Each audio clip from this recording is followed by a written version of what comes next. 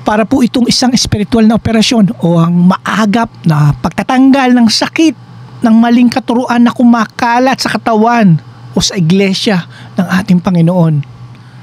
At ang layunin po ng espiritual na operasyon na ito ay upang maging malakas sila sa pananampalataya. O ito po ay upang ang mga nanlilinlang sa sarili at nanlilinlang sa iba ay magkaroon ng tamang pananampalataya. Pananampalataya na ayon sa salita ng ating Diyos. Pinuputol po natin ang impeksyon para hindi na ito makahawa. Ito po ang dahilan na makikita rin po natin sa pahayag ni Pablo sa kasunod na talata. Basahin po natin muli. Upang maging malakas sila sa pananampalataya na huwag makinig sa mga katang-isip ng mga Hudyo at sa mga utos ng mga taong na nagtatakwil sa katotohanan. At ang impeksyon po na dapat putulin dito po sa espiritual na operasyon na ito na binanggit ni Pablo dito sa verse 13 ay ang impeksyon ng katang-isip ng mga Hudyo at sa mga utos ng mga tao na nagtatakwil sa katotohanan. Nakita po ni Pablo ang masamang bunga ng sakit na ito, ang mga makataong tradisyon ng mga Hudyo at ang mga kautusan nila na nakadikit sa makataong tradisyon na ito.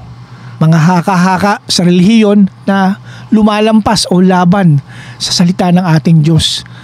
At mga tuntunin po at regulasyon na nagdaragdag na mga gawa sa biyaya ng Diyos. Parang ganito, kailangan mong gawin ito para ikaw ay magkaroon ng kaligtasan. O kaya kailangan mong gawin ito para ikaw ay mapatawad sa iyong kasalanan.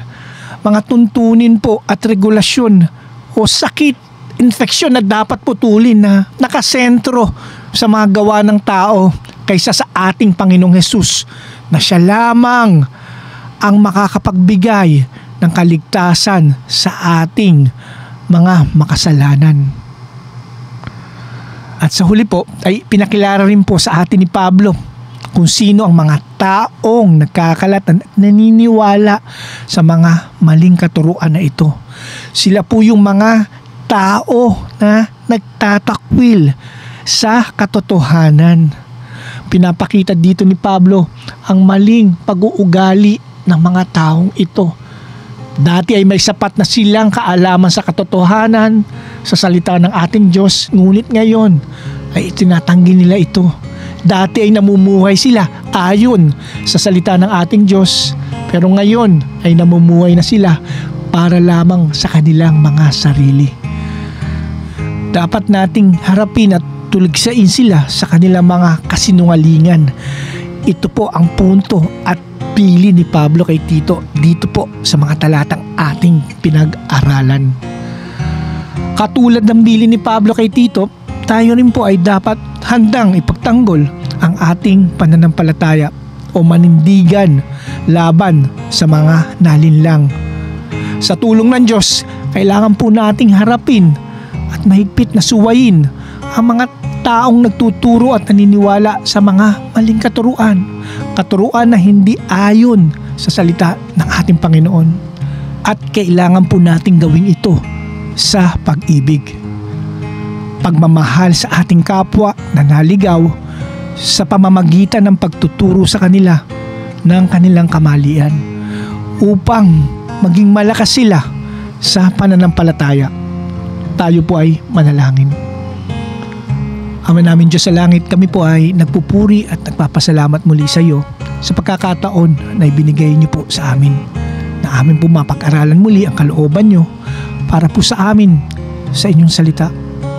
Naway sa tulong ng Banal na Espiritu, ang aming mga natutunan ngayong linggong ito ay aming maisabuhay, na kami po bilang mga mananampalataya ay manindigan laban sa mga maling katuruan na kumakalat din po ngayon sa aming mga komunidad.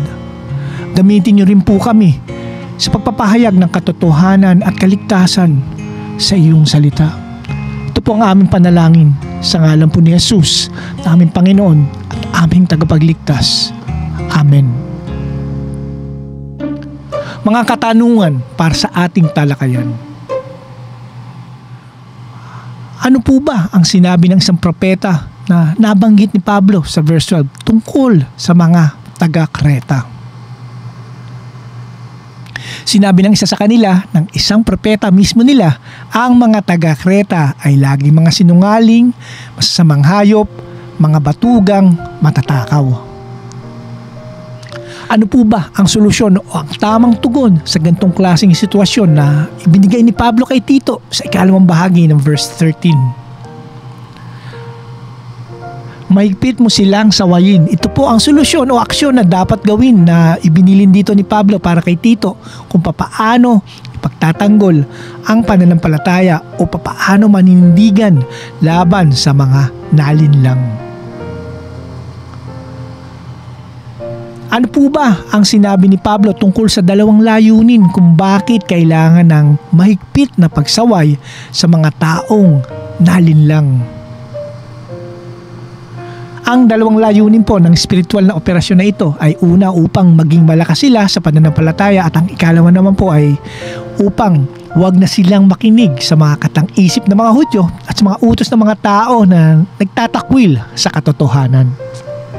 Bilang mga mananampalataya, paano po ba natin haharapin at mahigpit na susuwayin ang mga taong nagtuturo at naniniwala sa mga maling katuruan na hindi ayon sa salita ng ating Panginoon?